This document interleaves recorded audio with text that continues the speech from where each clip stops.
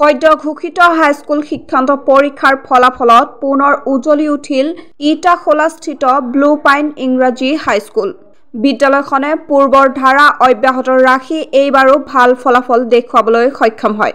বিদ্যালয়খনৰ পৰা পৰীক্ষাত মুঠ ৪৬ গৰাকী পৰীক্ষাৰ্থী অৱতীৰ্ণ হৈছিল আৰু ৪৫ গৰাকী পৰীক্ষাৰ্থী উত্তীৰ্ণ হয়। অৰ্থাৎ বিদ্যালয়খনৰ উত্তীৰ্ণৰ হাৰ ৯৭.৩%। ইয়াৰে ৫ জনে ডিষ্টিংশ্যন, ৭ গৰাকীয়ে ষ্টাৰ, ২৯ গৰাকীয়ে লেটাৰ মাৰ্ক সহ প্ৰথম বিভাগ আৰু ৪ গৰাকী দ্বিতীয় বিভাগত উত্তীৰ্ণ হয়। বিদ্যালয়খনে প্ৰতি বছৰে ভাল ফলাফল প্ৰদৰ্শন কৰাৰ বাবে অভিভাৱকসকলৰ লগতে স্থানীয় ৰাইজে বিদ্যালয়খনৰ প্ৰধান শিক্ষক শিবু মজুমদাৰ আৰু বিদ্যালয়খনৰ শিক্ষক-শিক্ষয়িত্ৰীসকলক ভূয়সী প্ৰশংসা কৰে। হয়, মই সৰ্বপ্ৰথমে মোৰ পেৰেণ্টছ আৰু আমাৰ টিচাৰসকলক থেংক ইউ ক'ব বিচাৰোঁ আৰু মোৰ ৱেল উইচাৰ্ছসকলক। আৰু মোৰ স্কুলৰ টিচাৰসকলে আচলতে আমাক একাডেমিকেলিয়ে নহয়, আমাক মেণ্টেলি আৰু ইম'চনেলিও বহুত ছাপৰ্ট কৰে। অকল যে আমি তেওঁলোকক স্কুলত বিচাৰিলে পাওঁ তেনেকুৱা নহয়, আমি যোনটো সময়তে তেওঁলোকক বিচাৰোঁ তেওঁলোক সদায় আমাৰ বাবে সাজু হৈ থাকে। আমাৰ কিবা ডাউট থাকিলে তেওঁলোকে বহুত ভালদৰে ছল্ভ কৰে। আৰু মেথছৰ পেপাৰখন আচলতে এনেকুৱা আছিলে যে কনচেপ্ট ৰিলেটেড বস্তুখিনি বেছি আহিছিলে আৰু সেইখিনি কথা আচলতে কনচেপচুৱেল বস্তুখিনি আমাক ইয়াতে স্কুলত ছাৰে ক্লিয়াৰ কৰাইছিলে। সেইকাৰণে হয়তো আমাৰ স্কুলৰ মেথছৰ ফলাফলো খুব ভাল বুলি মই ভাবোঁ।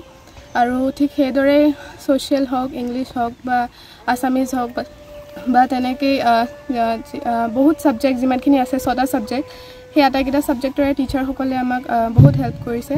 আৰু স্কুলৰ টিচাৰসকলৰ লগতে মোক যোনসকল টিচাৰে এক্সট্ৰা হেল্প প্ৰভাইড কৰিছে, জেনিত ছাৰ, নৱ ছাৰ, পৱন ছাৰ, তেওঁলোককো মই থেংক ইউ ক'ব বিচাৰোঁ যে তেওঁলোকৰ বাবেই হয়তো আজি এই ফলাফল। মই সকলোকে ধন্যবাদ জ্ঞাপন কৰিব বিচাৰিছোঁ। এই স্কুলৰ শিক্ষকসকলে অকল শিক্ষক নিচিনাকৈ আমাক শিকোৱা নাই, আমাৰ যেনেকৈ লগৰ, আমাৰ সকলো সমস্যা সমাধান কৰিব বিচাৰিছিলে। আৰু মোৰ টিউশ্যন টিচাৰবোৰ বহুত ভাল আছিলে, বহুত ভালকৈ পঢ়াইছিলে, সিহঁতকো মই ধন্যবাদ ক'ব বিচাৰিছোঁ। আৰু মোৰ লগৰ আৰু ফেমিলি মেম্বাৰ্ছেও মোক বহুত ছাপোৰ্ট কৰিলে ইম'চনেলিও আৰু পঢ়াটো, চ' মই সিহঁতকো থেংক ইউ ক'ব বিচাৰোঁ। কিমান পাৰ্চেণ্টেজ? মোৰ 91.3। তুমি নিজেও কিমান ঘণ্টাকৈ পঢ়িছিলা? কিমান ঘণ্টা বুলি নহয়, মই দিনত মই যিমান সময় পাৰোঁ মই পঢ়িছিলোঁ আৰু মন গ'লে পঢ়িছিলোঁ। আৰু আমাৰ স্কুলৰ ৰিজাল্ট জানিব অহাৰ বাবে মই আপোনালোকক প্ৰথমতে ধন্যবাদ জ্ঞাপন কৰিছোঁ। আমি প্ৰতি বছৰে আমি যি ৰিজাল্ট ইয়াত দি আহিছে আমাৰ স্কুলখনে ছেটিছফেক্টৰী ৰিজাল্ট, আজি আমি সন্তুষ্ট হৈছোঁ ৰিজাল্টটো পাই, সুখী হৈছোঁ। আৰু মোৰ ষ্টাফক যি তেওঁলোকে কষ্ট কৰিলে তাৰ ফলাফল আমি ভাল পাইছোঁ।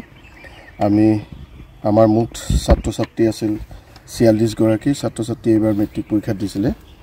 তাৰে আমাৰ ডিষ্টিংশ্যন পাইছে ৫ জনে, ষ্টাৰ পাইছে ৭ জনে, ফাৰ্ষ্ট ডিভিজন উইথ বিভিন্ন ছাবজেক্টত লেটাৰ মাৰ্কছ পায় ২৯ জনে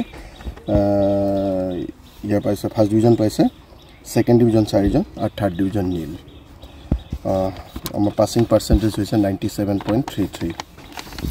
আমাৰ টোটেল আছিলে 47 আছিলে। এজন ল'ৰাটো আপোনালোকে গম পায় যে এই স্কুলৰ পৰা তেওঁ ঘৰৰ পৰা নাইকিয়া হৈছিলে, নিৰুদ্দেশ হৈছিলে ল'ৰাজন, আৰু সেইকাৰণলৈ সেই ল'ৰাজনো আজি আমাৰ ভাল ৰিজাল্টেই কৰিলেহেঁতেন।